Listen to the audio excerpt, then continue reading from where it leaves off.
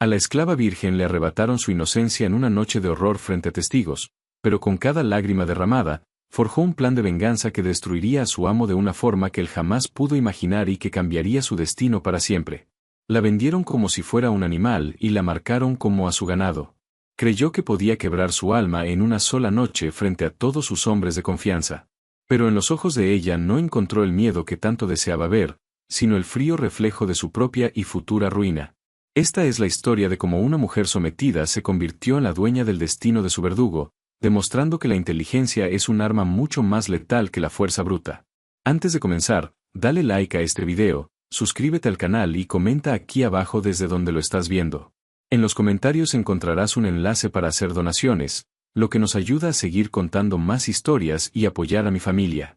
Que tu vida esté llena de bendiciones si te suscribiste al botón de abajo que dice suscribirse o suscribirme. Ahora, comencemos.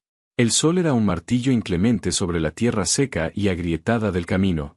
Dentro de la carreta, el calor era sofocante, un horno móvil que olía a sudor, a miedo y a la paja polvorienta que servía de asiento para las 6 jóvenes que iban dentro, apiñadas como ganado rumbo al matadero. Elena mantenía la vista fija en un punto indeterminado del paisaje desértico, un lienzo de ocres y amarillos que pasaba borroso ante sus ojos. A su lado, una chica no mayor de 15 años sollozaba en silencio, las lágrimas trazando surcos limpios en su rostro cubierto de polvo. Elena no sentía nada. O, más bien, se obligaba a no sentir nada. El dolor de la pérdida de su familia, de su hogar, de su libertad, era una brasa ardiente en su pecho, pero había aprendido a cubrirla con una capa de ceniza helada. Sentir era un lujo, y ella ya no podía permitírselo. El hombre que las había comprado en el mercado de la ciudad, un capataz corpulento de bigote ralo y mirada vacía llamado Lázaro, apenas les había dirigido la palabra, salvo para dar órdenes secas y advertirles que cualquier intento de escape sería castigado con una severidad que no querrían conocer. Elena no tenía intención de escapar. No todavía.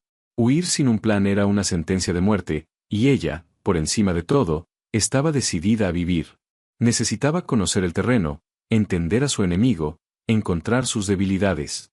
La venganza era un plato que, como le había enseñado su abuela en tiempos más felices, se servía frío. Y el suyo sería un banquete gélido. Horas después, cuando el sol comenzaba a teñir el cielo de naranjas y violetas, la silueta imponente de una gran hacienda se recortó en el horizonte. La desolada, así la llamaban los locales, un nombre que parecía una cruel ironía, pues la propiedad era un oasis de riqueza en medio de la miseria circundante. Muros blancos y altos rodeaban un complejo de edificios con tejas rojas, presididos por una casa principal de 2 pisos con amplios balcones y jardines que, incluso a la distancia, prometían una exuberancia insultante. La carreta cruzó un arco de piedra y se adentró en un patio empedrado. El aire cambió de inmediato. El olor a polvo fue reemplazado por el perfume de las flores, el aroma del pan recién horneado y el hedor sutil pero penetrante del miedo. Hombres y mujeres con ropas sencillas y gastadas se movían con una prisa silenciosa, sus miradas siempre bajas, evitando el contacto visual. Lázaro las hizo bajar de un empujón. En fila. Rápido, ladró. Elena se irguió, manteniendo la barbilla alta, un gesto de desafío silencioso que no pasó desapercibido. Lázaro la miró con sus ojos pequeños y porcinos, una chispa de irritación brillando en ellos. Se acercó a ella, su aliento agrio golpeándole la cara. A los orgullosos les va muy mal aquí, muchacha. Aprenderás a bajar la cabeza, por las buenas o por las malas. Elena sostuvo su mirada un segundo más de lo prudente antes de bajarla lentamente, no por sumisión, sino por estrategia. No ganaba nada con provocar al perro guardián en el primer minuto. Una mujer de mediana edad, delgada y con un rostro severo surcado por arrugas de preocupación, salió de la casa principal. Llevaba un vestido oscuro y un manojo de llaves que tintineaba en su cintura. Su cabello gris estaba recogido en un moño tan apretado que parecía estirarle la piel de la frente. «Lázaro, ¿son estás?», preguntó con una voz seca, como el crujido de hojas muertas. «Sí, doña Isabel. Frescas del mercado», respondió el capataz con un atisbo de servilismo. Doña Isabel las inspeccionó una a una, su mirada crítica deteniéndose en sus manos, sus dientes, su constitución. Era como si estuviera evaluando ganado. Cuando sus ojos se posaron en Elena, se detuvo. Hubo un instante de reconocimiento, no de familiaridad, sino de algo más. Quizás vio el mismo fuego que había irritado a Lázaro. Esta parece fuerte, comentó en voz baja. El patrón querrá verlas. Llévalas al patio de servicio. Que se laven y los den ropa limpia. No quiero que su suciedad manche mis baldosas. La orden fue impartida con una frialdad absoluta. Las llevaron a una fuente de piedra en un patio trasero donde otras esclavas lavaban ropa en grandes tinas de madera. El agua estaba fría y el jabón era áspero, pero Helena se fregó la piel con una furia contenida, como si pudiera arrancar no solo el polvo del camino, sino también el estigma de la propiedad. Les dieron vestidos simples de tela de yute, ásperos y sin forma. Mientras se cambiaba, Helena observaba. Notó las miradas de las otras esclavas, una mezcla de lástima, curiosidad y advertencia. Vio las cicatrices en la espalda de una mujer mayor que se agachaba para escurrir una sábana. Vio el vientre ligeramente abultado de una joven que trabajaba con una lentitud temerosa. Cada detalle era una pieza del rompecabezas que estaba empezando a armar en su mente. La hacienda no era solo una casa, era un reino, con sus propias leyes, su propia jerarquía y sus propios monstruos. Y en el centro de todo, como una araña en su tela, debía estar el amo. Su turno de conocerlo llegó esa misma noche. Doña Isabel las condujo a la casa principal. El interior era aún más opulento de lo que había imaginado. Muebles de madera oscura tallada, tapices importados, lámparas de cristal que multiplicaban la luz de las velas. El aire olía a cera de abejas y a vino caro. Las hicieron esperar en un gran salón, de pie, en silencio. La puerta se abrió y entró un hombre. Don Ricardo Alarcón era un hombre que rondaría los 40 años, alto y bien parecido a primera vista. Vestía con una elegancia impecable, pero sus ojos, de un azul pálido y frío, arruinaban cualquier impresión de nobleza. En ellos había una crueldad aburrida, la de un hombre que ha tenido todo el poder durante tanto tiempo que ya solo encuentra placer en el sufrimiento ajeno. Lo acompañaba una mujer pálida y delgada, de belleza marchita, que Helena supuso era su esposa, doña Beatriz. Ella no miraba a las nuevas esclavas, mantenía la vista clavada en el suelo, como si la escena le resultara insoportable. Así que estas son las nuevas adquisiciones, Isabel, dijo don Ricardo, su voz era suave, casi melosa, pero tenía un filo cortante. Se paseó frente a ellas, examinándolas como un granjero inspecciona a sus yeguas. Sus ojos se detuvieron en la chica que había llorado en la carreta. Esta es muy joven. Llorona, apuesto. La chica se estremeció y un nuevo sollozo se le escapó. No me gustan las lloronas, sentenció él con calma, y sin previo aviso, la abofeteó. El sonido restalló en el silencio del salón. La chica cayó al suelo, llevándose una mano a la mejilla enrojecida. Nadie se movió. Doña Beatriz cerró los ojos con fuerza por un instante. Lázaro se deshará de ella mañana, dijo don Ricardo, como si hablara del tiempo.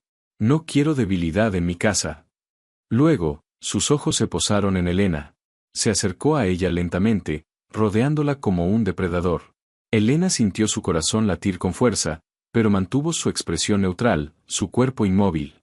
«¿Y tú?», musitó él, deteniéndose frente a ella. «Tú no lloras. Tienes los ojos de una gata salvaje. ¿Crees que eres mejor que las demás?». No le dio tiempo a responder. Le agarró la barbilla con fuerza, obligándola a levantar la cara. Sus dedos eran como tenazas de hierro. La estudió de cerca, su aliento olía a vino y a hastío. «Me gustan los desafíos», susurró, su voz cargada de una promesa siniestra. «Veremos cuánto tarda en quebrarse esa mirada. Isabel, esta trabajará en la casa, directamente bajo tu supervisión. Quiero que esté cerca. Quiero vigilarla». Soltó a Helena con un empujón que la hizo trastabillar. Se dio la vuelta y se sirvió una copa de vino, dando la escena por terminada.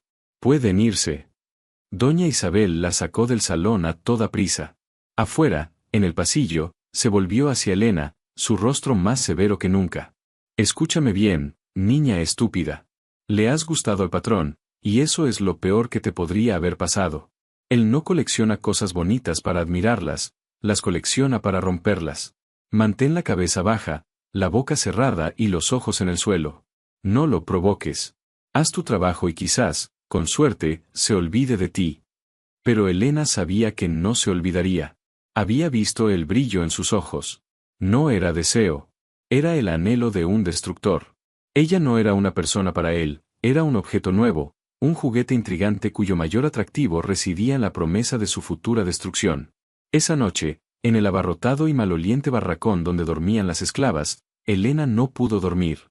Escuchaba la respiración agitada de las demás, los murmullos, los sollozos ahogados. Pensó en la chica de la bofetada, cuyo destino ya estaba sellado. Pensó en doña Beatriz, una prisionera en su propia casa. Y pensó en don Ricardo, el rey de aquel infierno. La rabia, fría y pura, comenzó a arder bajo las cenizas. Doña Isabel tenía razón. Había sido estúpida al desafiarlo con la mirada. Pero también se había dado cuenta de algo crucial: don Ricardo no era un dios. Era un hombre aburrido, arrogante y cruel, y los hombres como él, por muy poderosos que parecieran, siempre tenían debilidades. Su orgullo era una de ellas. Su necesidad de control, otra. Elena cerró los ojos y, por primera vez desde que fue capturada, no se centró en lo que había perdido, sino en lo que iba a hacer. No iba a esperar a que él la rompiera. Iba a estudiarlo.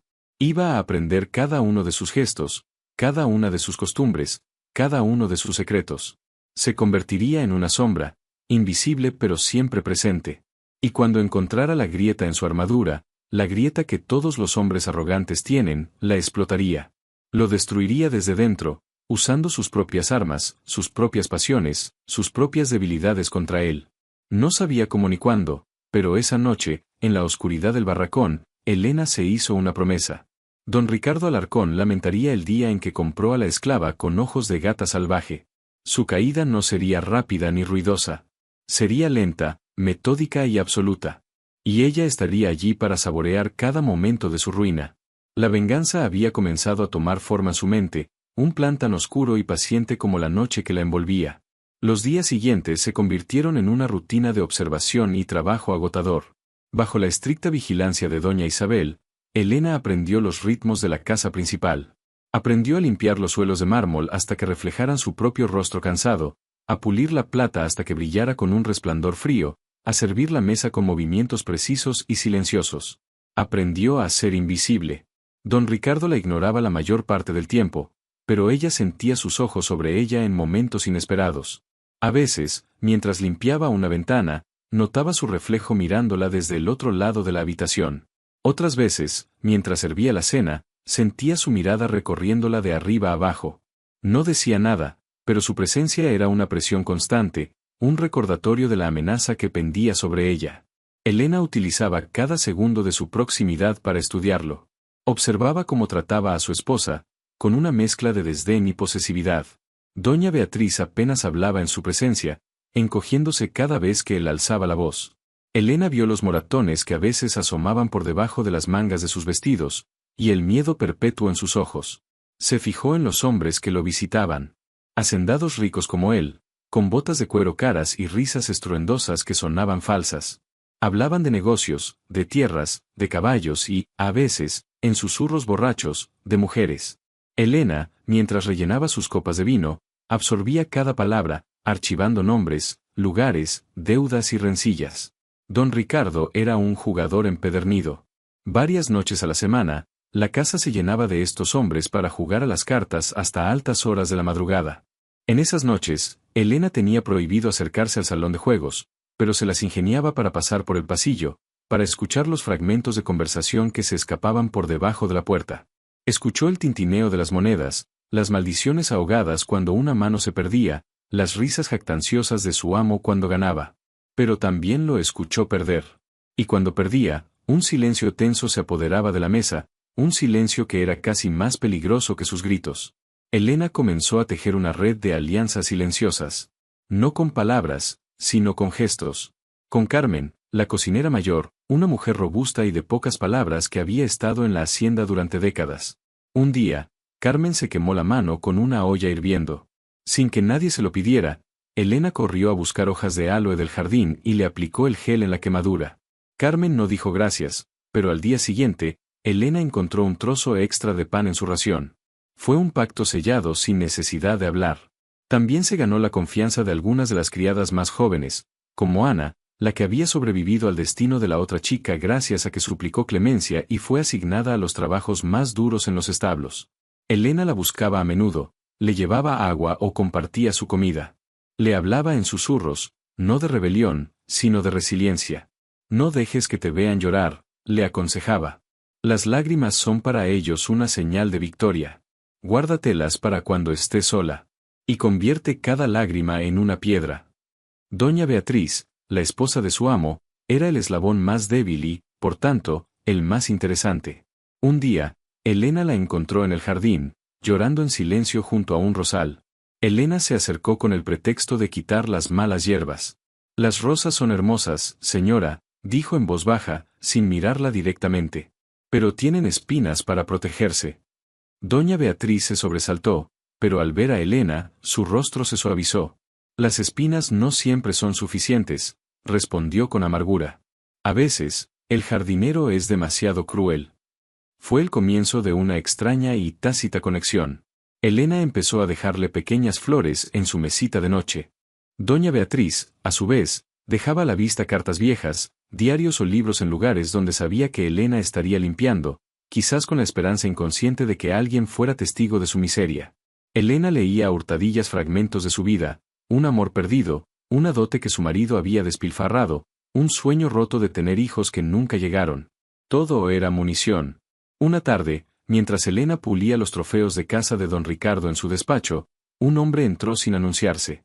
Era más joven que los otros amigos de su amo, con una apariencia astuta y un traje que, aunque caro, parecía un poco desgastado. Su nombre era Julián Soler. Don Ricardo, que estaba revisando unos libros de cuentas, levantó la vista con el ceño fruncido. «¿Qué haces aquí, Soler? No te esperaba». «Tenemos que hablar, Ricardo», dijo Julián, su voz tensa. «Se trata del préstamo. El plazo está a punto de vencer». «Tendrás tu dinero», espetó don Ricardo con arrogancia. «Siempre pago mis deudas». «Eso no es lo que oigo.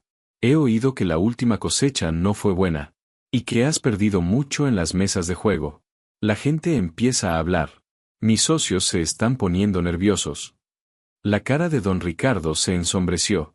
Se levantó y se acercó a Julián, su cuerpo irradiando amenaza.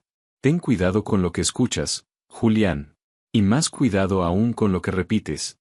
Ahora sal de mi casa». Julián retrocedió, pero su mirada era desafiante. «Solo te advierto, Ricardo. No me gustaría tener que cobrar de otra manera». Tras la partida de Julián, don Ricardo barrió los libros de la mesa con un violento golpe. Se sirvió un vaso de whisky y se lo bebió de un trago. Elena, que se había quedado paralizada en un rincón, fingiendo limpiar una estatuilla, sintió una oleada de emoción. Era la primera grieta. La primera debilidad tangible. Don Ricardo no era tan rico como aparentaba. Tenía deudas. Y enemigos. Esa noche, el ambiente en la casa era eléctrico. Don Ricardo bebió más de la cuenta durante la cena. Su mal humor era un nubarrón que se cernía sobre la mesa. Apenas probó bocado, pero vació varias botellas de vino. Doña Beatriz estaba más pálida que nunca, comiendo en silencio, sin atreverse a levantar la vista del plato. Después de la cena, don Ricardo anunció que tenía invitados.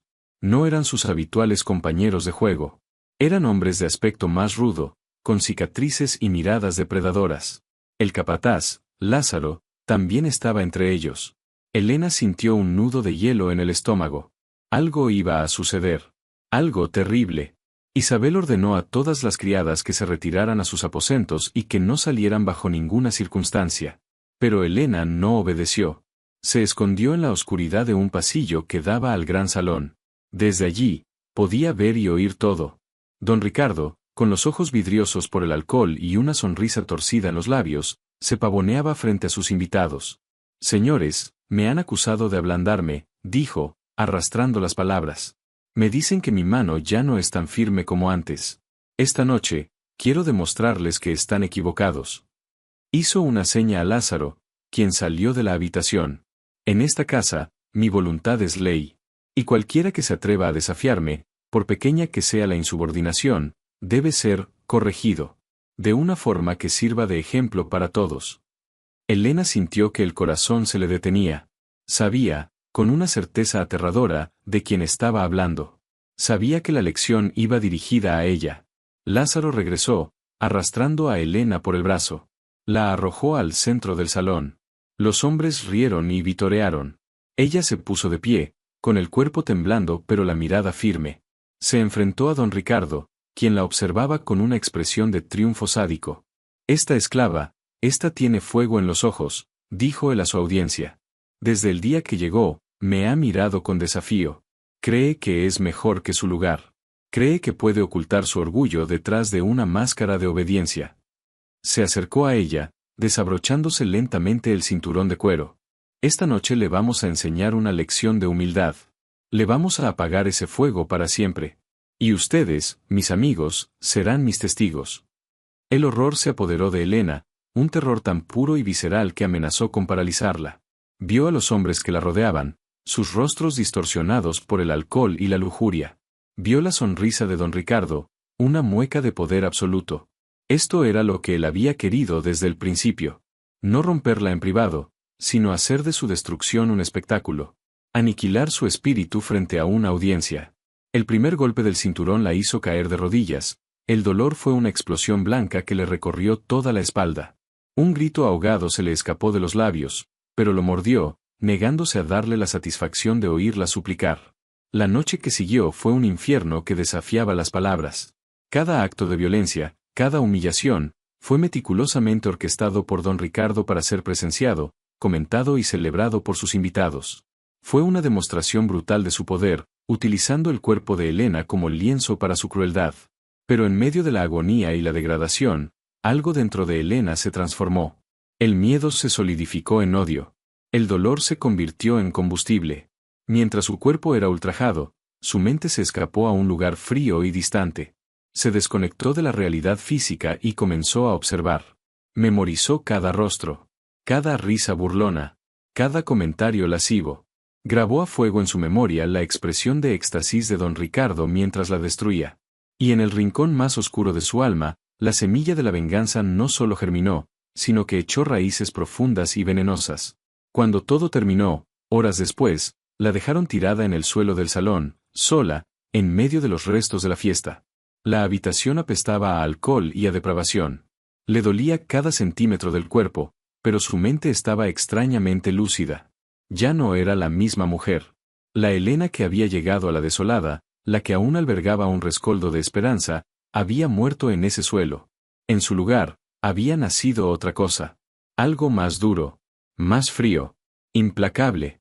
Se arrastró con dificultad, apoyándose en los muebles, y salió al patio.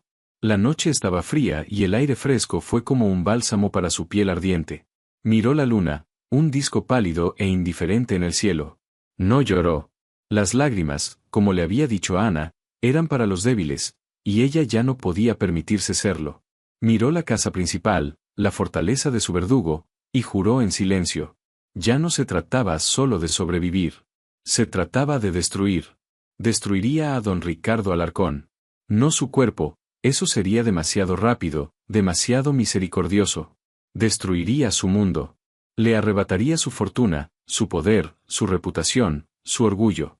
Lo reduciría a la nada, pieza por pieza. Haría que los mismos hombres que habían sido testigos de su humillación fueran testigos de la de él. Lo aislaría, lo arruinaría, lo volvería loco. Y cuando no le quedara nada, cuando fuera un hombre roto y humillado, se aseguraría de que él supiera que había sido ella. La esclava con ojos de gata salvaje. Esa era su única razón para seguir respirando. Era el propósito que la mantendría en pie. La venganza ya no era un plan, era su destino. Al amanecer, cuando Carmen la encontró temblando en el patio, vio el cambio. Sus heridas eran terribles, pero lo que más le impactó fue su mirada. El fuego no se había apagado. Al contrario, ahora ardía con una intensidad gélida, una llama negra que prometía consumirlo todo. Carmen la ayudó a levantarse sin decir una palabra, la llevó a la cocina y comenzó a curar sus heridas con ungüentos de hierbas. «Te matará», susurró Carmen, su voz ronca de preocupación. «Si se da cuenta de lo que piensas, te matará». Helena la miró directamente a los ojos, su propia voz era un susurro roto pero firme. «No», dijo. «No si yo lo mato primero. Pero no su cuerpo, Carmen. Su alma». En la expresión de la vieja cocinera, Helena vio una chispa de algo nuevo, respeto. La primera aliada real de su guerra silenciosa había sido forjada en las cenizas de aquella noche de horror. La primera pieza del dominó estaba lista para ser empujada. El sol de la mañana se filtraba por las rendijas de la cocina, dibujando barras de luz sobre el suelo de piedra. Elena se movía con una lentitud deliberada, cada músculo de su cuerpo protestando con un dolor sordo y profundo. Carmen la observaba de reojo mientras preparaba el desayuno, su rostro una máscara impasible que ocultaba una tormenta de preocupación. Le había dado a Elena una pomada de árnica y caléndula que aliviaba el ardor de los latigazos en su espalda, pero ambas sabían que no había ungüento para las heridas del alma. Sin embargo, en los ojos de Elena, Carmen no veía la desesperación que esperaba, sino una calma aterradora, la quietud del ojo de un huracán. Durante días, Elena adoptó una nueva personalidad. Se convirtió en la esclava perfecta, un fantasma de obediencia. Su mirada, antes desafiante, ahora permanecía clavada en el suelo. Sus movimientos eran sumisos, su voz, cuando se veía obligada a usarla, era un susurro apenas audible. Para don Ricardo, era el espectáculo de su victoria. La gata salvaje finalmente había sido domesticada, su espíritu quebrado. A menudo, la llamaba a su despacho con pretextos triviales, solo para disfrutar de su sumisión. Elena, sírveme un coñac, ordenaba, y ella obedecía con una celeridad silenciosa, sus manos temblando ligeramente, un detalle que a él le encantaba. Él pensaba que era miedo. Era rabia, contenida con una fuerza de voluntad sobrehumana. Una noche, mientras le servía, él la detuvo, sujetándola por la muñeca. Su tacto era como un hierro al rojo vivo sobre su piel. Mírame, ordenó. Lentamente, ella alzó la vista, pero sus ojos estaban vacíos, desprovistos de toda emoción. No había desafío, pero tampoco la adulación servil de otros. Era un vacío que lo desconcertaba. ¿Te rompí, muchacha?, preguntó con una sonrisa cruel. Finalmente entendiste quién manda aquí. Elena tragó saliva, el corazón martilleándole en el pecho. Recitó las líneas que había ensayado en su mente 1000 veces. Usted es mi amo, señor. Soy suya para hacer lo que le plazca. Su fuerza es abrumadora. Me ha enseñado mi lugar. La palabra fuerza salió de sus labios con una dulzura venenosa. Era la palabra que él más ansiaba oír, el bálsamo para su ego inflado. Le encantó. Soltó su muñeca y le acarició la mejilla con el dorso de los dedos, un gesto que pretendía ser de dominio pero que a Elena le provocó una oleada de náuseas. Así me gusta. Una esclava que conoce su valor, y el de su dueño. Eres inteligente. Quizás te mantengas cerca de mí. Sería un honor, mi señor. Servirle de cerca me permitiría aprender más de su poderío, susurró ella, odiándose por cada sílaba, pero sabiendo que era la llave para acceder a su mundo. Su nueva fachada de devoción le abrió puertas que antes estaban cerradas. Se convirtió en la sombra de Isabel, y por extensión, en la confidente no deseada de doña Beatriz. Elena continuó con sus pequeños gestos de bondad hacia la señora de la casa, pero ahora tenían un propósito más afilado. Le llevaba tés de hierbas para calmar sus nervios, le arreglaba el cabello, y escuchaba. Escuchaba en silencio mientras doña Beatriz suspiraba por su jaula dorada, mientras se lamentaba de su soledad. Un día, mientras limpiaba la habitación de la señora, encontró lo que estaba buscando, un pequeño diario con cierre de latón, escondido bajo una pila de ropa de cama en el fondo de un baúl. Esa noche, a la luz de una vela robada, Elena forzó la cerradura. Las páginas estaban llenas de una caligrafía elegante y desesperada. Leyó sobre la brutalidad de Ricardo, sobre su desprecio, sobre el despilfarro de la fortuna que ella había aportado al matrimonio. Y entonces, encontró un nombre, escrito una y otra vez con una mezcla de amor y dolor: Javier. Era un hombre al que Beatriz había amado antes de ser obligada a casarse con Ricardo, un amor que su familia había considerado inadecuado. Era su herida más profunda, la fuente de toda su melancolía. Elena ahora tenía el cuchillo para hurgar en esa herida, no por crueldad hacia Beatriz, sino para usar su dolor como palanca. Al día siguiente, encontró a Beatriz en la biblioteca, mirando por la ventana con la mirada perdida. Elena, mientras desempolvaba unos libros, suspiró teatralmente. Disculpe, señora. Es solo que he tenido unos sueños muy extraños últimamente. Beatriz se giró, levemente interesada. ¿Sueños? Sí, señora. Soñé con un campo lleno de jacintos, y un hombre con unos ojos muy amables. Creo que se llamaba Javier, dijo Elena, como si intentara recordar un detalle sin importancia. El efecto fue instantáneo. Doña Beatriz se puso pálida como un fantasma, Su mano voló hacia su boca para ahogar un grito. ¿Qué has dicho? Elena fingió sorpresa y confusión. ¿Dije algo malo, señora? Perdone mi atrevimiento. Es solo un sueño tonto. Pero la semilla estaba plantada. Beatriz la miró con una mezcla de terror y fascinación. ¿Cómo podía esta esclava conocer ese nombre? ¿Era una señal del cielo, una brujería? Desde ese día, la barrera entre señora y criada comenzó a desmoronarse. Beatriz, desesperada por encontrar un confidente, empezó a hablar. Le contó a Elena sobre Javier, sobre sus sueños rotos. Y en su torrente de confesiones, le dio a Elena información invaluable. Le habló de los negocios turbios de Ricardo, de cómo había estafado a un antiguo socio, un hombre poderoso y rencoroso llamado don Mateo Sandoval, quien ahora era su más acérrimo rival en la región. Le habló de una gran carrera de caballos que se celebraría en unas semanas, en la que Ricardo había apostado una suma astronómica, casi todo lo que le quedaba, en su semental campeón, un caballo negro llamado Furia. Estaba tan seguro de la victoria que se jactaba de ello ante cualquiera que quisiera escuchar. Furia. Ahí estaba. El símbolo del orgullo de Ricardo. Su apuesta desesperada para recuperar sus pérdidas en el juego. Y sería su primera víctima. Elena activó su red. Acudió a Ana, la chica del establo.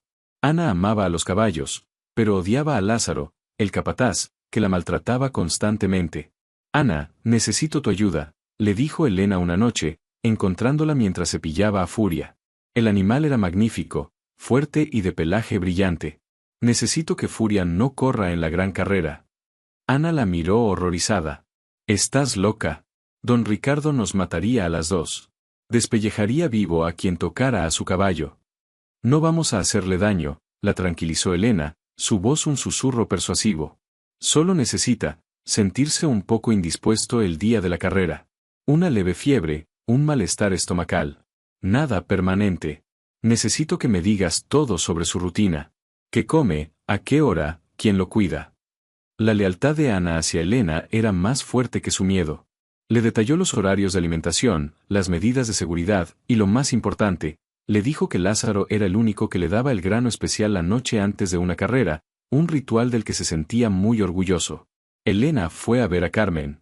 Carmen, necesito una hierba. Una que cause fiebre y dolor de estómago en un caballo, pero que no lo mate ni deje rastro. La vieja cocinera la miró largamente, entendiendo la enormidad de lo que le pedía. Se metió en su despensa y regresó con una pequeña bolsa de tela que contenía unas raíces secas y de olor amargo. Belladona, dijo en voz baja. Una pequeña cantidad en polvo, mezclada con la comida. Provocará cólicos, sudoración y desorientación. Parecerá una enfermedad repentina. Pero si usas demasiado, lo matarás. Y el amo te buscará hasta debajo de las piedras. El plan era arriesgado. Dependía de la sincronización y del coraje de Ana. La noche antes de la carrera, mientras la hacienda bullía de emoción y los amigos de Ricardo celebraban por adelantado, Elena preparó el polvo. Molió una cantidad minúscula de la raíz, mucho menos de lo que Carmen le había advertido que era peligroso. El riesgo de fallar era preferible al de ser descubierta por un caballo muerto. Le dio el polvo a Ana en un pequeño pañuelo. Solo tienes una oportunidad. Lázaro prepara el cubo con el grano en el cuarto de aperos antes de llevarlo al establo. Debes encontrar una distracción. Elena misma se encargaría de la distracción. Minutos antes de la hora de la comida del caballo, se dirigió a las dependencias de Lázaro. Le dijo a uno de los mozos que doña Isabel lo necesitaba con urgencia en la cocina por un problema con los suministros para la fiesta. El mozo, acostumbrado a las órdenes de Elena, quien ahora era vista como la mano derecha de la ama de llaves, corrió a buscar al capataz. Lázaro, maldiciendo por la interrupción, dejó el cubo de grano a medio preparar y se dirigió a la casa principal. Fueron solo 3 minutos. Pero fueron suficientes. Ana se deslizó en el cuarto de aperos, vació el contenido del pañuelo en el grano, lo mezcló rápidamente con las manos y desapareció en las sombras justo cuando Lázaro regresaba, de peor humor que antes. A la mañana siguiente, el caos se desató. Un mozo de cuadra encontró a Furia temblando en su establo, cubierto de un sudor frío y negándose a comer o a mantenerse en pie.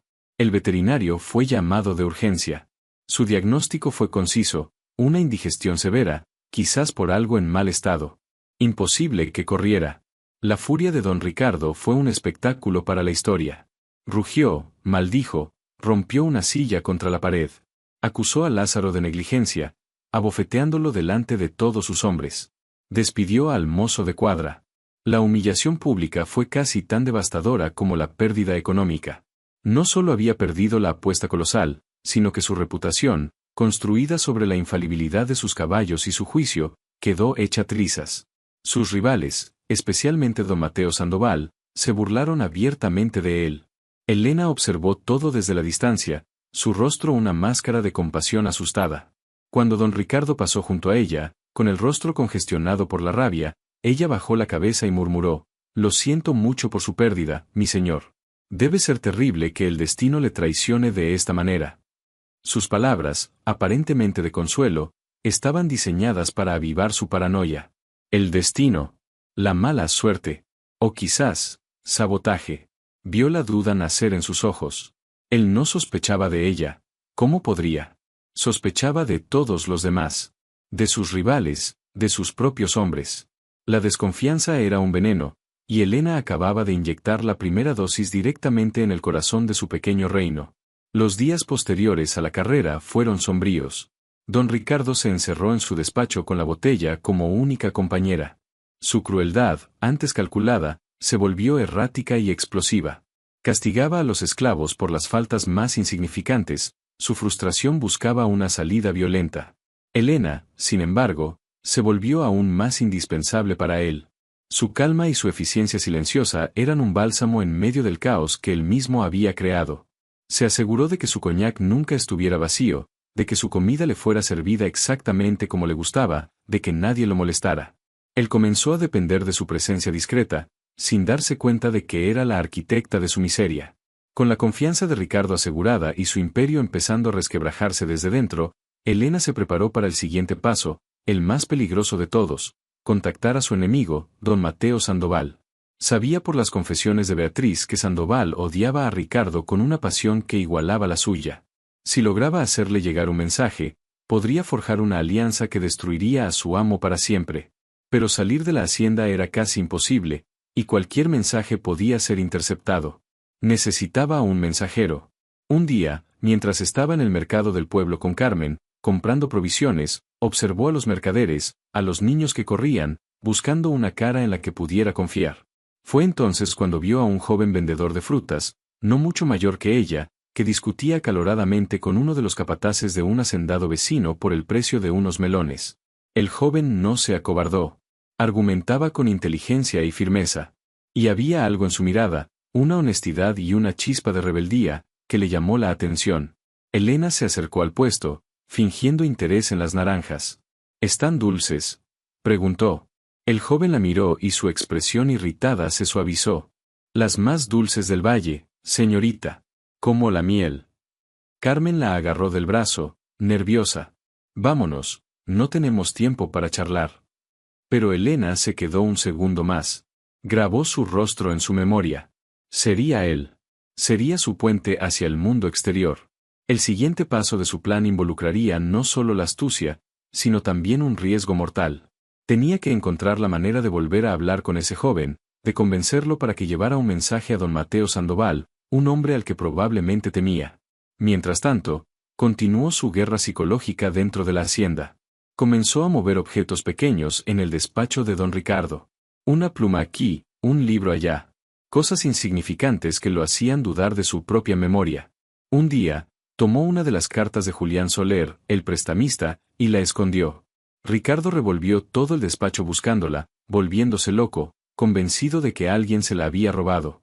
Elena, con una expresión de inocencia, la encontró al día siguiente, en un lugar tan obvio que lo hizo sentirse estúpido. Estaba jugando con su mente, desgastando su confianza, haciéndole sentir que perdía el control, el único sentimiento que no podía soportar. A la vez, se acercaba más a Beatriz, convirtiéndose en la única persona en el mundo en la que la desdichada mujer confiaba. Una tarde, Beatriz, en un arrebato de desesperación, le confesó el secreto más oscuro de Ricardo. No era solo un tramposo en los negocios, sino que había un rumor, una historia silenciada sobre la misteriosa muerte del padre de don Mateo Sandoval, años atrás. Había sido un accidente de caza, pero muchos susurraban que Ricardo, que deseaba sus tierras, había sido el responsable. No había pruebas, solo sospechas. Pero una sospecha en la mente de un hombre vengativo como Sandoval, avivada por la persona adecuada, podía convertirse en un incendio incontrolable. Elena sintió un escalofrío recorrerla. El juego acababa de volverse mucho más letal de lo que había imaginado. Ya no se trataba de dinero y orgullo. Se trataba de sangre. Mientras la noche caía sobre la desolada, Elena miraba la imponente figura de su amo, borracho y solitario en su balcón, gritándole a la luna. Él se creía el rey de su universo, completamente ajeno a que su esclava más rota estaba moviendo los hilos que lo llevarían a su perdición. Ella era la araña, y la red, cada día, se volvía más fuerte, más grande y más mortal. Él ya estaba atrapado. Solo que todavía no lo sabía. La segunda victoria estaba cerca, y sería mucho más devastadora que la de un simple caballo. La oportunidad de volver al pueblo se presentó 2 semanas después. Doña Isabel, agobiada por una migraña que la había dejado postrada en la cama, delegó en Carmen y Elena la responsabilidad de las compras importantes para una cena que don Ricardo iba a ofrecer a un posible inversor, un último intento desesperado por inyectar dinero en sus finanzas menguantes. El aire del mercado vibraba con el murmullo de las conversaciones, el regateo de los vendedores y el olor a especias y fruta madura.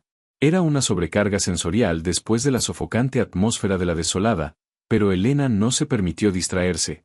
Su objetivo era claro. Localizó el puesto del joven vendedor de frutas. Estaba atendiendo a una señora mayor, pesando unas uvas con una sonrisa paciente.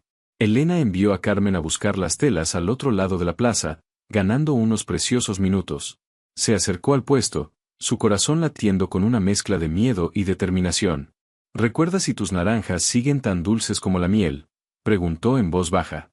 El joven, cuyo nombre era Miguel, levantó la vista y sus ojos se iluminaron al reconocerla. La sonrisa que le dedicó era genuina y cálida, un contraste brutal con las sonrisas torcidas que estaba acostumbrada a ver. Para usted, señorita, siempre lo serán. Aunque no debería llamarme usted, soy Miguel. Soy Elena, respondió ella, sintiendo una extraña punzada al pronunciar su propio nombre como una persona y no como una propiedad. Se sentía oxidado en su lengua. Fingió examinar unas manzanas, acercándose más. Miguel, necesito un favor. Un favor muy grande y peligroso. La sonrisa de Miguel se desvaneció, reemplazada por una expresión de cautela. Miró a su alrededor, notando al capataz de la hacienda, uno de los hombres de Ricardo que siempre las vigilaba, aunque a cierta distancia. Peligroso es una palabra que no me gusta escuchar, especialmente cerca de gente de la desolada. Por eso te he elegido a ti, insistió Elena, su voz un susurro urgente. Te vi discutir con aquel capataz el otro día. No tienes miedo. Y tienes una mirada honesta. No te pediría esto si no fuera una cuestión de vida o muerte. Miguel dudó, sus ojos escrutando su rostro.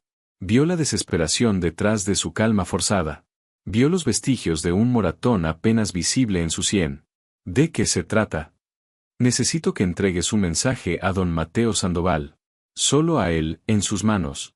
Nadie más puede verlo. El nombre hizo que Miguel se pusiera visiblemente tenso. Sandoval era un hombre tan poderoso como Ricardo Alarcón, y mucho más temido por su carácter implacable. Don Mateo, ¿estás loca? ¿Qué podría querer una esclava de don Ricardo de su peor enemigo? Esto huele a trampa. La trampa no es para ti ni para él, dijo Elena, arriesgándolo todo. La trampa es para mi amo. Quiero destruirlo. Él me ha hecho cosas que no puedo perdonar. Hice cosas que a don Mateo le interesará saber. Cosas sobre la muerte de su padre. La mención del padre de Sandoval fue como una descarga eléctrica. Miguel se quedó paralizado, su rostro una mezcla de incredulidad y un repentino y profundo entendimiento. El accidente del viejo Sandoval era una leyenda negra en la región.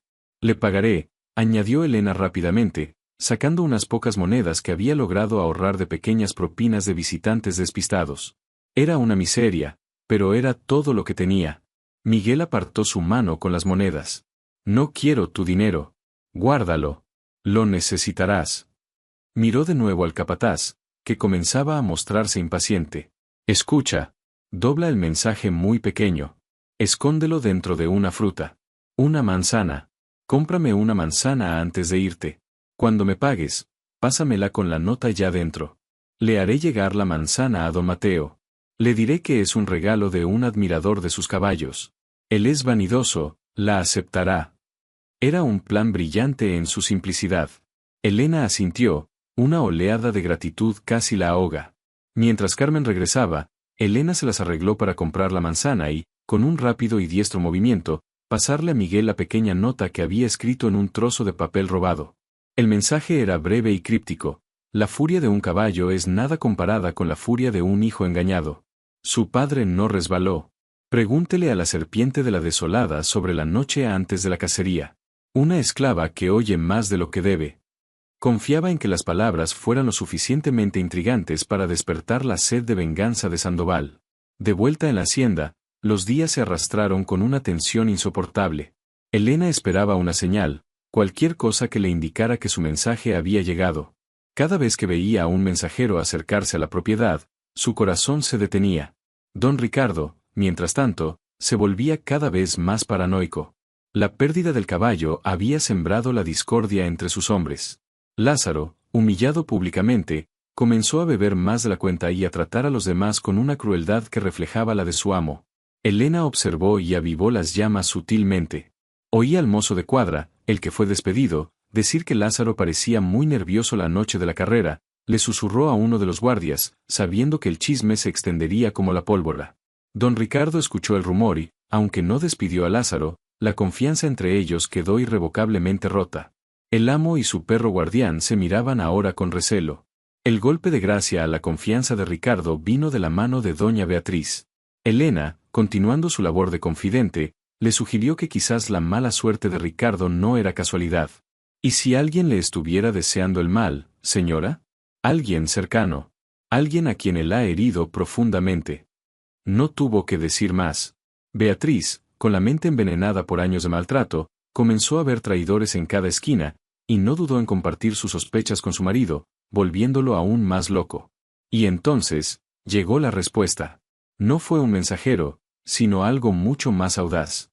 Don Mateo Sandoval, junto con un pequeño séquito de hombres, se presentó en las puertas de la desolada sin ser invitado, con la excusa de discutir un viejo litigio sobre los límites de sus tierras, un asunto que llevaba años dormido. Don Ricardo no tuvo más remedio que recibirlo, aunque su rostro reflejaba una furia mal disimulada. Elena fue la encargada de servir el vino. Era su oportunidad. Mientras llenaba la copa de don Mateo, sus miradas se cruzaron por una fracción de segundo. En los ojos oscuros y penetrantes del hombre, vio una pregunta, una confirmación. Elena le dio un asentimiento casi imperceptible, tan leve que nadie más podría haberlo notado. Fue suficiente. La reunión fue una farsa tensa. Los dos hombres intercambiaron cumplidos envenenados y amenazas veladas. Pero Elena sabía que el verdadero propósito de la visita de Sandoval era evaluar a su enemigo de cerca, ver con sus propios ojos las grietas en su fortaleza. Y las vio. Vio el temblor en la mano de Ricardo al servirse el vino, vio el miedo mal disimulado tras su fachada de arrogancia. Vio que la desolada ya no era el bastión inexpugnable que había sido. La visita de Sandoval fue como echar gasolina al fuego de la paranoia de Ricardo. Estaba convencido de que su rival estaba conspirando contra él. Pasó la noche gritando a su esposa, acusándola de ser una inútil, una carga, de traerle mala suerte. Elena escuchaba desde el otro lado de la puerta, su corazón endurecido ante los sollozos de Beatriz. Era un daño colateral necesario. Al día siguiente, ocurrió el evento que desencadenaría la avalancha. Julián Soler, el prestamista, regresó. Esta vez no vino solo. Lo acompañaban dos hombres de aspecto intimidante. La paciencia se había agotado. Exigía el pago inmediato de la deuda. Don Ricardo intentó mantener la compostura. Te dije que tendrías tu dinero. Vuelve en una semana. No, dijo Soler, su voz fría y decidida. He esperado demasiado. He hablado con otros a los que también les debes dinero, Ricardo. Tus pozos están secos. Y he oído que incluso don Mateo Sandoval está husmeando por aquí.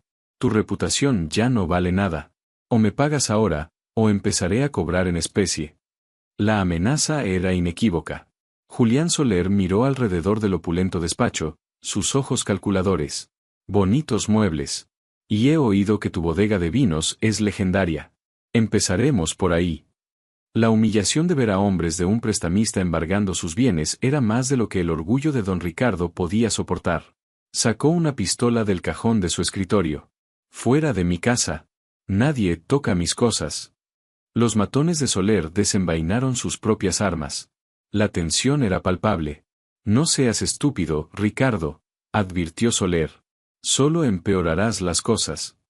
Fue en ese momento cuando don Mateo Sandoval eligió hacer su segunda entrada. Había estado esperando cerca, cronometrando su aparición a la perfección. Entró en el despacho con una calma teatral, seguido por sus propios hombres, más numerosos y mejor armados. «Vaya, vaya, Ricardo. Parece que tienes problemas. Julián, ¿cuánto te debe este caballero?» Julián Soler, sorprendido pero viendo una oportunidad, respondió: «Una fortuna, don Mateo. Más de lo que podrá pagar jamás». Sandoval sonrió, una sonrisa sin pizca de alegría. «Tal vez yo pueda ayudar. Compraré tu deuda, Julián. Te pagaré el monto total, ahora mismo». Sacó una bolsa pesada de monedas de oro y la arrojó sobre el escritorio. Julián Soler, atónito pero pragmático, la recogió y se fue sin decir una palabra más. Don Ricardo miró a Sandoval, la pistola aún temblando en su mano, su rostro una máscara de confusión y odio. «¿Qué demonios quieres, Mateo?» «Ahora eres mi deudor, Ricardo», dijo Sandoval, acercándose a él y quitándole la pistola de la mano con una facilidad insultante. «Y yo soy mucho menos paciente que Julián Soler. Pero no quiero tu dinero. Quiero algo más. Quiero la verdad». Se inclinó, su rostro a centímetros del de Ricardo, su voz un susurro mortal. «Hablaremos de una vieja cacería. De un resbalón muy conveniente. De cómo un hombre joven y ambicioso se apoderó de las mejores tierras del valle. Tienes una hora para contármelo todo. O mis hombres y yo registraremos cada centímetro de esta casa y de esta tierra. Y confía en mí, encontraremos lo que busco. Y cuando lo haga, ni todo el dinero del mundo podrá comprar tu miserable vida». Ricardo se derrumbó en su silla, su rostro ceniciento. El hombre que se creía un rey acababa de ser acorralado en su propio castillo, despojado de su poder, de sus armas y de su orgullo. La ruina era total, y había sido orquestada no por los ejércitos de sus enemigos, sino por los susurros de una esclava. Elena, que había presenciado toda la escena desde la puerta, dio un paso atrás, fundiéndose con las sombras. Su corazón latía con un ritmo triunfal. Había ganado. Lo había destruido. El resto de la noche fue una pesadilla para los habitantes de la desolada. Los hombres de Sandoval se apoderaron de la hacienda. Ricardo, bajo interrogatorio, confesó todo. El accidente de casa, las estafas, las deudas. Cada palabra era un clavo más en su propio ataúd. Fue encerrado en su propia bodega, esperando el juicio de Sandoval, un juicio que ambos sabían que solo podía tener un veredicto. Doña Beatriz sufrió una crisis nerviosa y tuvo que ser sedada por el médico del pueblo, finalmente liberada de su verdugo, pero rota como un pájaro de cristal.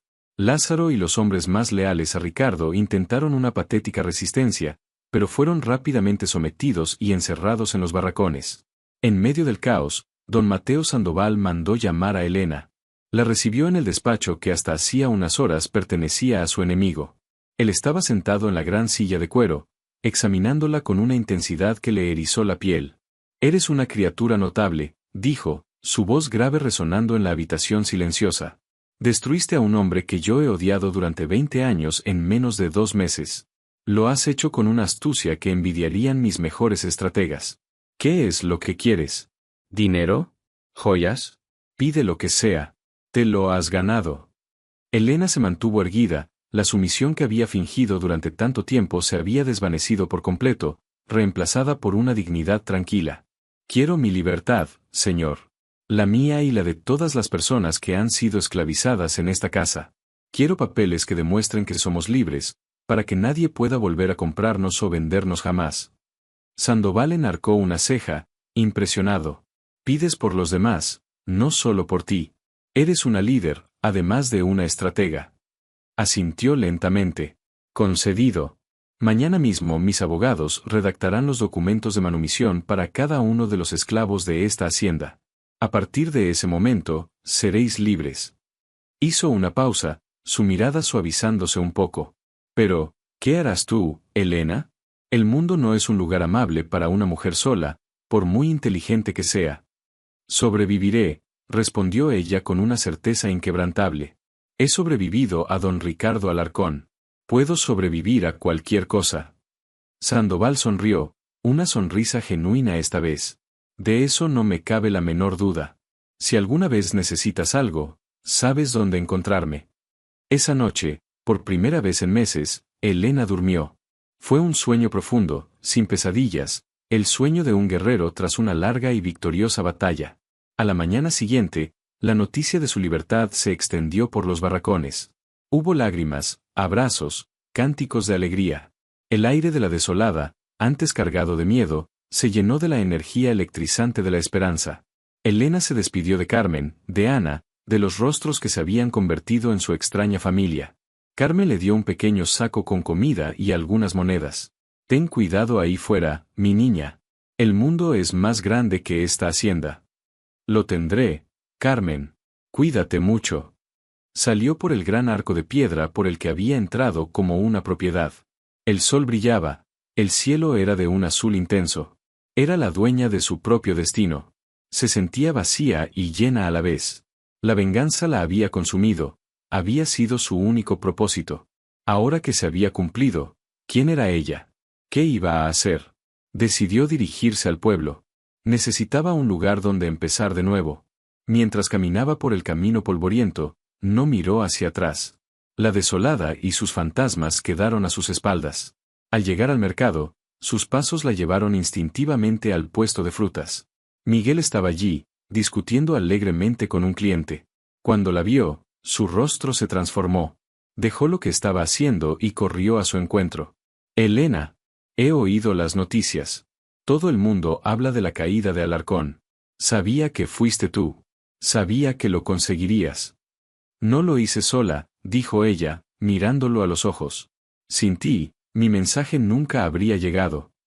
Se quedaron en silencio por un momento, la cacofonía del mercado desvaneciéndose a su alrededor. Él la miraba no como a una esclava o a una heroína, sino como a una mujer. ¿Y ahora, qué vas a hacer?, preguntó él suavemente. No lo sé, admitió ella, la primera punzada de incertidumbre desde que su plan se había puesto en marcha. Supongo que buscar un trabajo, un lugar donde vivir. Puedes quedarte aquí, ofreció Miguel sin dudarlo. Tengo una pequeña casa detrás del puesto. Mi hermana y yo vivimos allí. Hay una habitación extra. No es mucho, pero es un techo seguro. Hasta que encuentres tu camino. La amabilidad inesperada, la generosidad de un hombre que apenas la conocía, la desarmó. Por primera vez desde la muerte de su familia, Elena sintió que las lágrimas amenazaban con brotar de sus ojos. Eran lágrimas diferentes a las que se había negado a derramar en la hacienda. No eran de dolor ni de rabia, sino de una abrumadora sensación de alivio, de humanidad. Gracias, Miguel, susurró, su voz quebrada por la emoción. Gracias.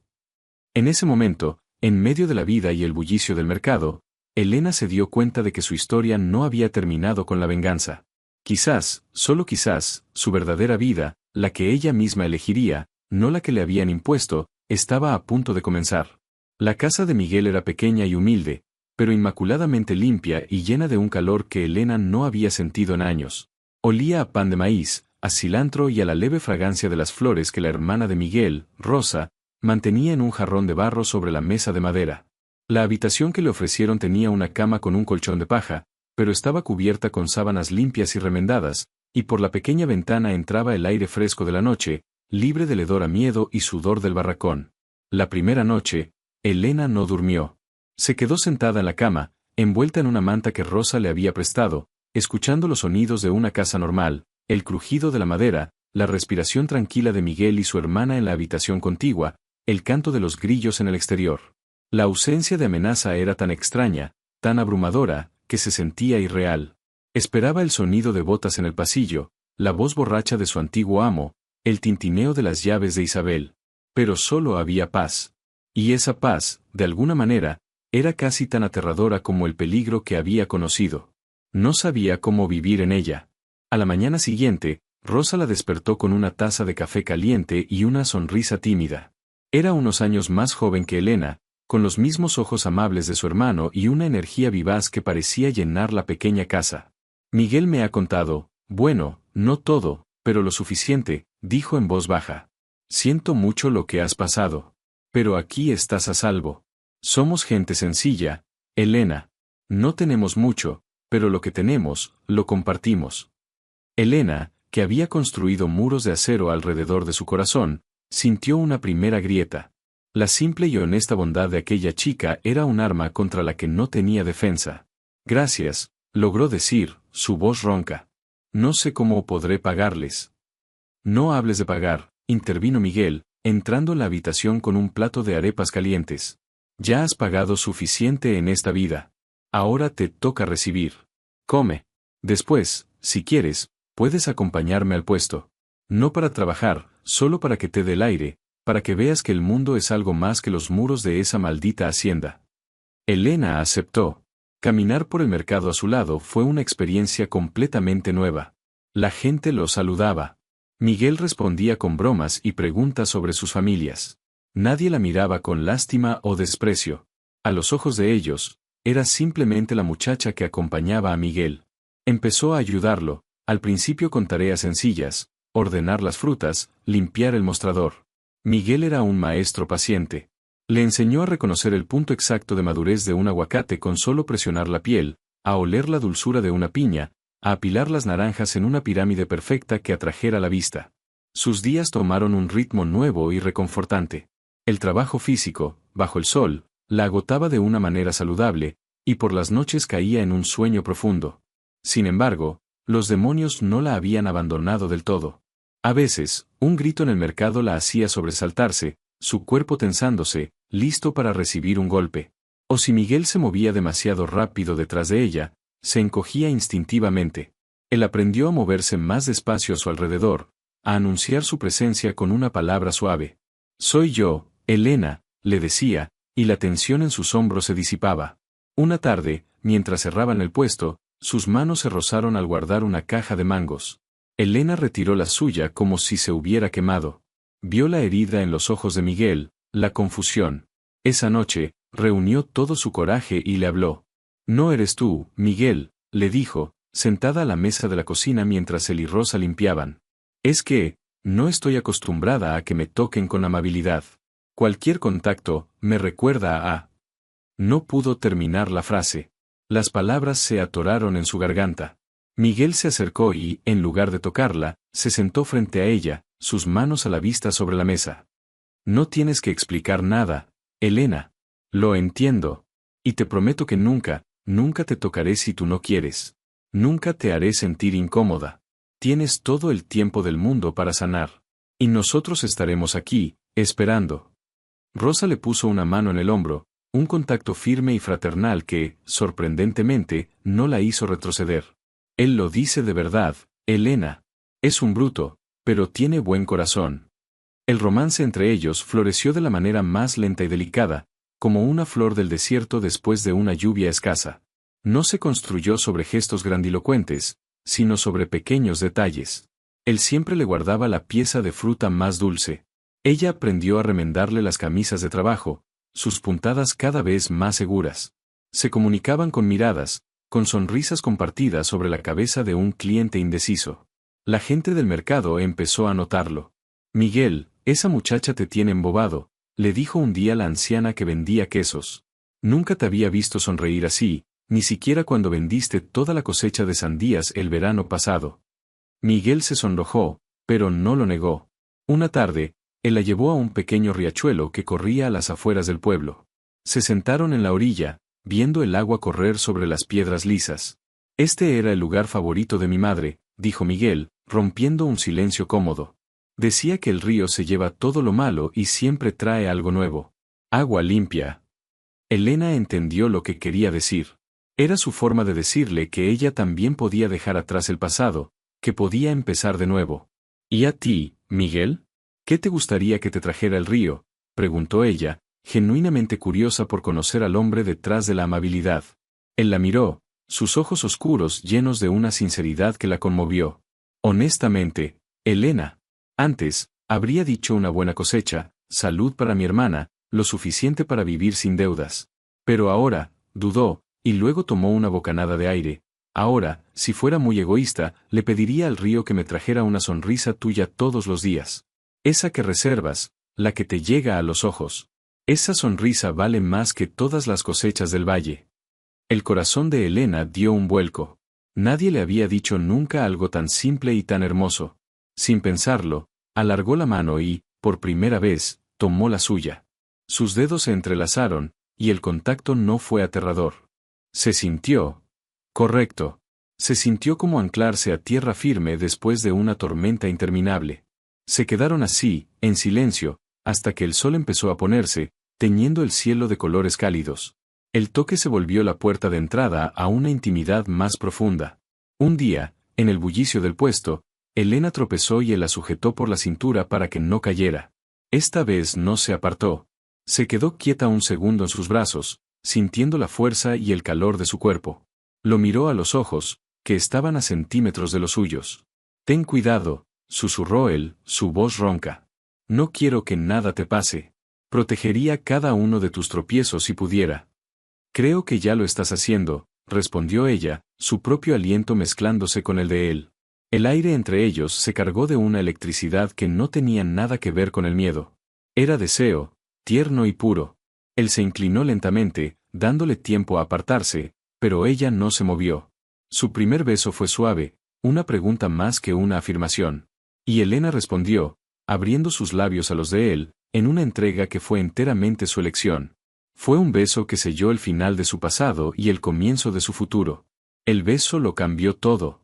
Liberó algo en ambos. Miguel se volvió más audaz en sus afectos, y Elena empezó a florecer bajo su atención. Las bromas en el mercado se volvieron más atrevidas, más íntimas. «Elena», le decía él en un susurro mientras atendían a un cliente, «¿sabes que cuando te agachas a recoger esas papayas, detienes el tráfico de toda la plaza? Es una falta de respeto a los demás vendedores». Ella se sonrojaba, pero le respondía con una sonrisa pícara. «Y tú, Miguel, deberías dejar de cargar los sacos de esa manera. Una mujer podría pensar que lo haces a propósito solo para que se te marquen los músculos del brazo, y eso es una distracción muy poco profesional». Rosa se reía de ellos. «Consíganse una habitación», les gritaba desde el otro lado del puesto. La felicidad de Elena, sin embargo, era una luz que atraía a las polillas de la oscuridad. No todos en el pueblo la veían con buenos ojos. Para algunos, seguía siendo la esclava de la desolada, una mujer manchada por la brutalidad de Ricardo Alarcón. Los rumores y los susurros la seguían como una sombra. Un día, una de las esposas de los hacendados, una mujer de cara agria llamada Doña Elvira, se detuvo en el puesto. Ignoró a Elena por completo y se dirigió a Miguel. «He oído que tienes a una de las mujeres de Alarcón trabajando para ti. No es bueno para el negocio, Miguel. La gente habla. Dicen que una manzana podrida puede echar a perder todo el cesto». Elena sintió una bofetada helada. Sintió como todas las miradas del mercado se clavaban en ella. El aire se volvió pesado. Antes de que ella pudiera encogerse o desaparecer, Miguel se irguió, su habitual amabilidad reemplazada por un acero frío. «Con el debido respeto, doña Elvira, las únicas manzanas podridas que veo son las que salen de algunas bocas. Elena es la persona más trabajadora y decente que conozco. Su pasado no la define. Y si algún cliente prefiere comprarle fruta a alguien con menos calidad humana pero con más prejuicios, es libre de ir a otro puesto. Pero en el mío, se trata a la gente con respeto. A toda la gente». La mujer se quedó boquiabierta, escandalizada. Farfulló algo y se marchó con la nariz en alto. Hubo un silencio tenso, y luego la vieja vendedora de quesos empezó a aplaudir lentamente. A ella se unieron otros vendedores. Fue un momento de aceptación, de victoria. Elena miró a Miguel, sus ojos llenos de lágrimas de gratitud. Esa noche, él la encontró en el pequeño patio trasero de la casa, mirando las estrellas. «¿Estás bien?», le preguntó. «Estoy mejor que bien», respondió ella. «Nadie me había defendido así en toda mi vida.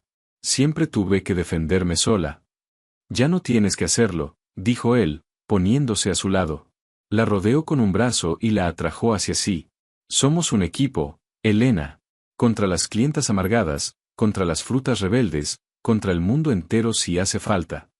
Ella apoyó la cabeza en su hombro, sintiendo una sensación de seguridad que era nueva y maravillosa. Respiró hondo, el aroma de él la llenaba, una mezcla de tierra, fruta y de algo que era únicamente Miguel. Miguel, susurró ella. Quiero más. Él se tensó ligeramente. ¿Más fruta? ¿Puedo traerte un mango? No, tonto, dijo ella, levantando la cabeza para mirarlo, sus ojos brillando a la luz de la luna. Quiero más de ti. Más de esto. He pasado tanto tiempo viviendo en el miedo. Quiero vivir en el amor. Contigo. El control de Miguel se desmoronó. La besó de nuevo, esta vez con una pasión que había mantenido reprimida por respeto a su fragilidad. Pero ahora veía que Elena no era frágil. Era la persona más fuerte que conocía. El beso se profundizó, sus manos explorando su espalda, su cintura, mientras las de ella se enredaban en su cabello. Eres la mujer más hermosa y valiente que he conocido, Elena, jadeó él contra sus labios. Cada día me despierto pensando en ti y me duermo soñando con el momento en que me dejes amarte como te mereces. Ese momento es ahora, Miguel, susurró ella. Esa noche, la invitó a su habitación. Fue una experiencia de una ternura que Elena nunca había creído posible. Cada caricia era una reverencia, cada beso un acto de adoración. Él le enseñó que la intimidad podía ser una forma de sanación, un acto de dar y recibir, de confianza y entrega mutua. Con él, su cuerpo, que había sido un campo de batalla, se convirtió en un jardín. Descubrió el placer, la risa en medio de la pasión, la profunda conexión de dos almas que se reconocen. Por la mañana, al despertar en sus brazos, con la luz del sol bañando la habitación, Elena se sintió renacer. Sin embargo, justo cuando su nueva vida parecía sólida e inquebrantable, una sombra del pasado regresó para destruirla. Lázaro, el antiguo capataz de la desolada. Nadie sabía qué había sido de él después de la caída de Ricardo. Algunos decían que había huido, otros que estaba en la cárcel. Pero se equivocaban. Una tarde, mientras Elena se encargaba del puesto sola porque Miguel había ido a buscar mercancía a una granja vecina, Lázaro apareció. Estaba más delgado, sucio y con la mirada enloquecida de un alcohólico. Apestaba a aguardiente barato. Mírate, siseó, sus ojos inyectados en sangre recorriéndola. La reinita del mercado. Pensaste que te saldrías con la tuya, ¿verdad, zorra? Arruinaste al patrón. Nos arruinaste a todos. Elena sintió una oleada de terror frío, pero se obligó a mantenerse firme. Vete de aquí, Lázaro. Tu tiempo de dar órdenes se acabó. Oh, ¿de verdad? Se burló él, dando un paso amenazador hacia el puesto. Tal vez necesites un recordatorio de cuál es tu lugar. Agarró una de las cajas de madera, la levantó y la estrelló contra el suelo, esparciendo las frutas por todas partes. La gente en el mercado se detuvo, observando con miedo.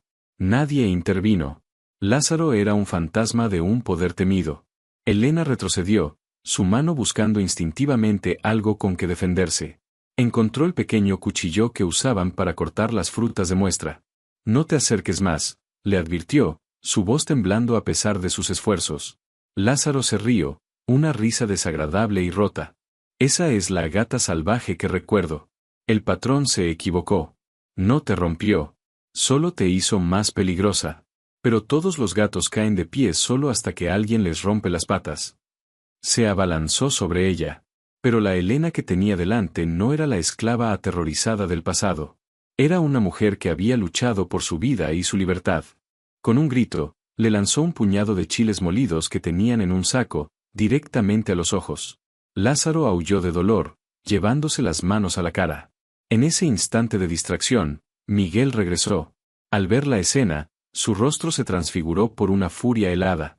Soltó los sacos que llevaba y, en 2 zancadas, estuvo frente a Lázaro. No dijo una palabra. Simplemente lo golpeó, un puñetazo seco y potente que envió al excapataz al suelo. No vuelvas a acercarte a ella. Nunca, rugió Miguel, protegiendo a Elena con su cuerpo. Lárgate de este pueblo y no vuelvas o te juro que la próxima vez no te levantarás del suelo. Lázaro, medio ciego por el chile y aturdido por el golpe, se arrastró y huyó como el cobarde que siempre había sido. El mercado, que había estado en silencio, estalló en murmullos.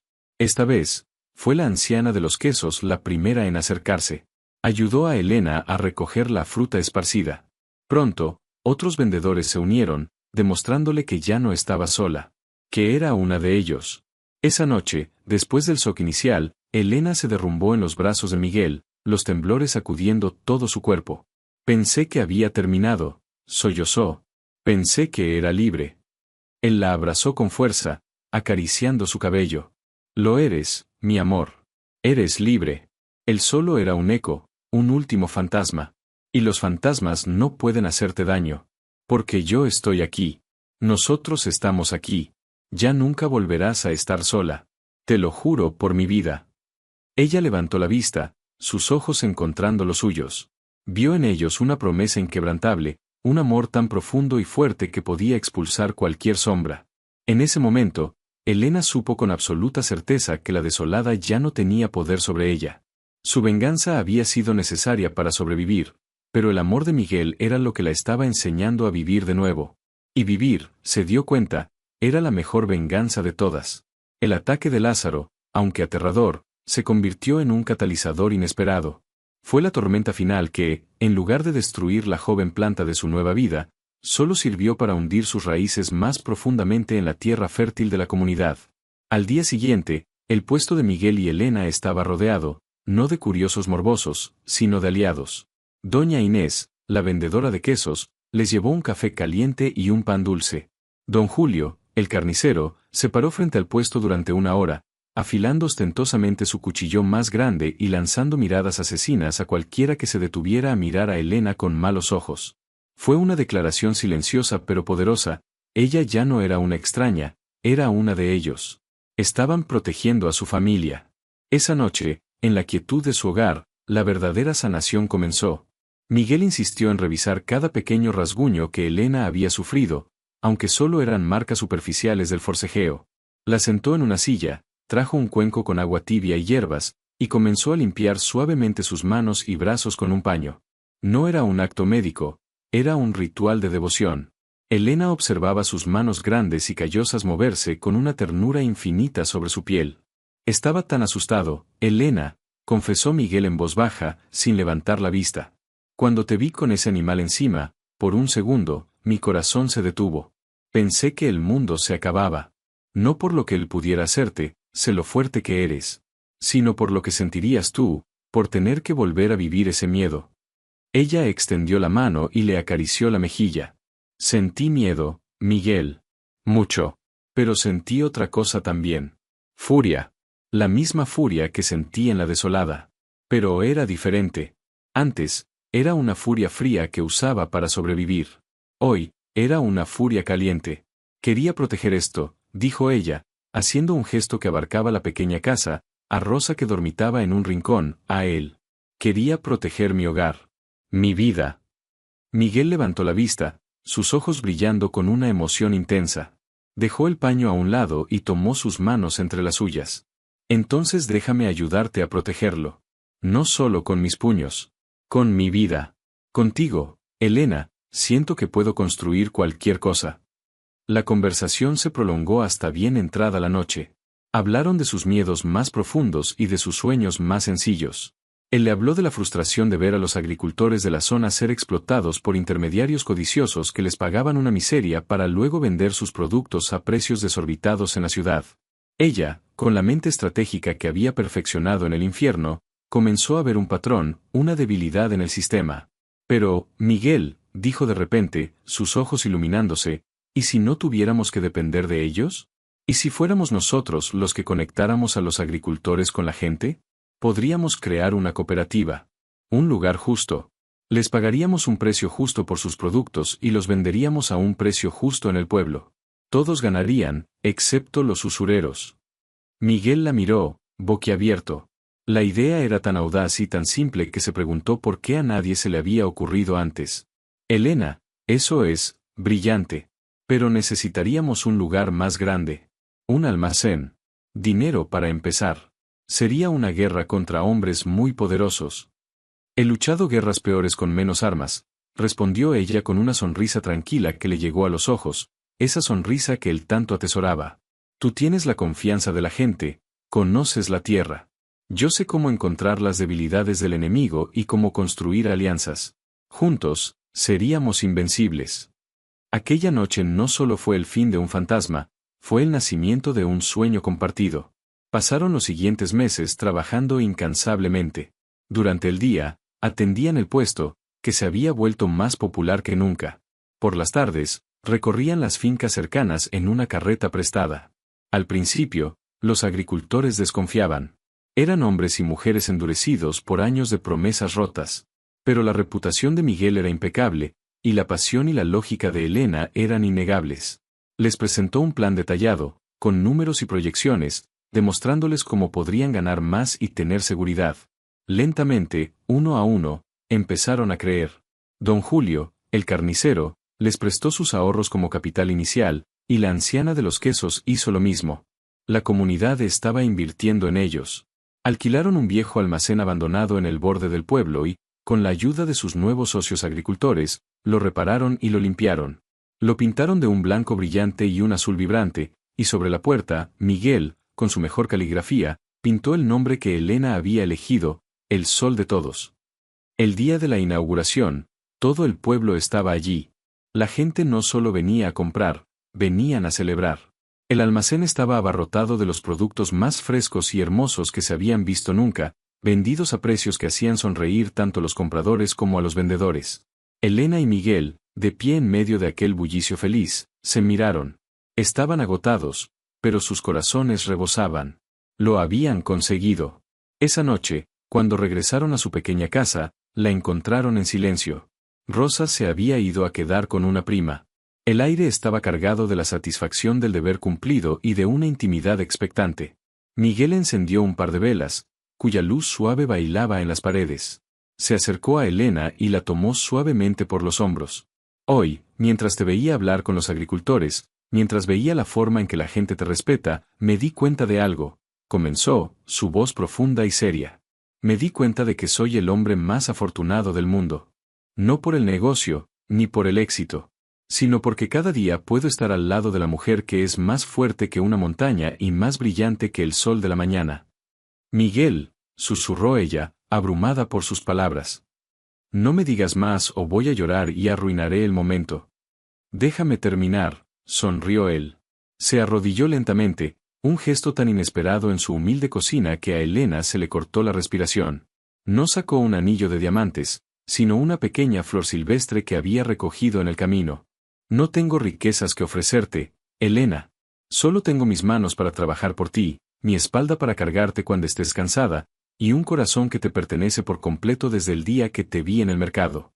Cásate conmigo. Sé mi esposa. Sé mi socia en la risa, en las lágrimas, en cada amanecer y en cada anochecer por el resto de nuestras vidas. Las lágrimas que Elena había intentado contener brotaron libremente, pero eran lágrimas de pura felicidad. Se arrodilló frente a él, tomó su rostro entre sus manos y lo besó. Sí, susurró contra sus labios. Sí, 1000 veces sí. Se casaron una semana después, en una ceremonia sencilla junto al riachuelo. No hubo grandes lujos, pero sí una abundancia de lo que realmente importaba, amor y comunidad. Todo el pueblo estaba allí para presenciar su unión, celebrando con música, baile y la mejor comida que su nueva cooperativa podía ofrecer. Su vida de casados fue una continuación de su noviazgo, una danza de respeto, pasión y complicidad. Construyeron una pequeña casa nueva, más grande, junto al almacén, con un pequeño jardín donde Elena finalmente pudo plantar sus propias flores. El Sol de Todos prosperó, convirtiéndose en el corazón económico y social del pueblo. Se convirtieron en una fuerza de cambio, no solo vendiendo productos, sino creando una comunidad basada en la justicia y el apoyo mutuo. Una noche, un par de años después de su boda, estaban sentados en el porche de su casa, viendo las estrellas parpadear en el cielo oscuro. La vida era buena, tranquila, segura. Pero Elena sentía que algo faltaba para que el círculo se cerrara por completo. Miguel, dijo en voz baja, apoyando la cabeza en su hombro. ¿Alguna vez piensas en tener hijos? Él la rodeó con el brazo, besando su cabello. Pienso en ello todos los días. Pienso en un pequeño con tus ojos y tu terquedad, o en una niña con tu inteligencia y mi habilidad para hacerla reír. Pero nunca te he presionado. Sé que tu pasado podría hacer que ese pensamiento sea difícil. Elena se quedó en silencio por un momento, sopesando sus palabras. Tienes razón.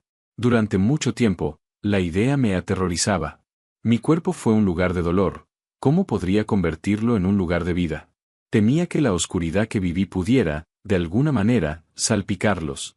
Que no sabría cómo ser madre. Levantó la cabeza para mirarlo a los ojos, su propia mirada clara y resuelta. Pero luego te miro a ti. Miro lo que hemos construido. Miro a esta comunidad, este hogar. Y me doy cuenta de que el amor es más fuerte que el odio. La luz es más fuerte que la oscuridad. Nuestro amor, Miguel, no es una luz pequeña. Es un sol. Cualquier niño que nazca de nosotros no crecerá bajo una sombra. Crecerá bajo el sol que nosotros hemos creado. Quiero ser madre, Miguel. Quiero tener una familia contigo. Miguel la miró, sus ojos llenos de un amor y una admiración tan profundos que dolían. La besó con una ternura infinita, un beso que no solo era de pasión, sino de gratitud y de asombro ante la resiliencia del espíritu humano. Y la vida, una vez más, respondió a su amor. Menos de un año después, Elena dio a luz a un niño sano y fuerte, con los ojos oscuros y la sonrisa tranquila de su padre.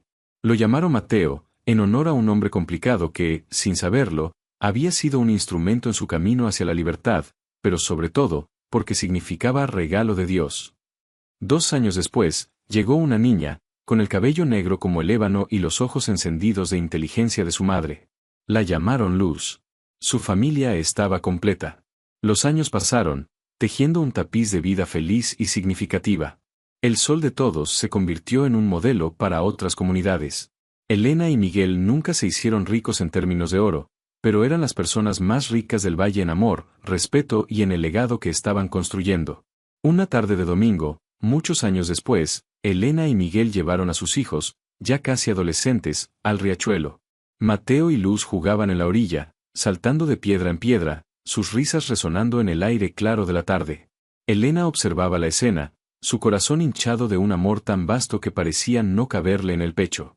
Miguel se acercó por detrás y la abrazó, descansando su barbilla en su hombro. «Míralos», susurró él en su oído. «Son la prueba viviente de que el amor puede nacer incluso de la tierra más quemada». Elena se recostó contra su pecho, sintiendo el latido familiar y constante de su corazón. «No solo nacer, Miguel. Puede florecer y crear un bosque entero». Miró a sus hijos, a su marido, al mundo pacífico que habían construido ladrillo a ladrillo, semilla a semilla. Ya no era la esclava marcada por el odio, ni la estratega consumida por la venganza. Era Elena, una mujer amada, una madre, una constructora. Era libre, en cada sentido de la palabra. Su venganza final no había sido la ruina de Ricardo Alarcón, sino su propia y radiante felicidad. La historia de Elena y Miguel es un poderoso recordatorio de que el verdadero valor de una familia no reside en las tradiciones ni en los apellidos, sino en el amor incondicional y el respeto mutuo. En los comentarios encontrarás un enlace para hacer donaciones, lo que nos ayuda a seguir contando más historias y apoyar a mi familia. Y si te ha gustado, suscríbete al canal.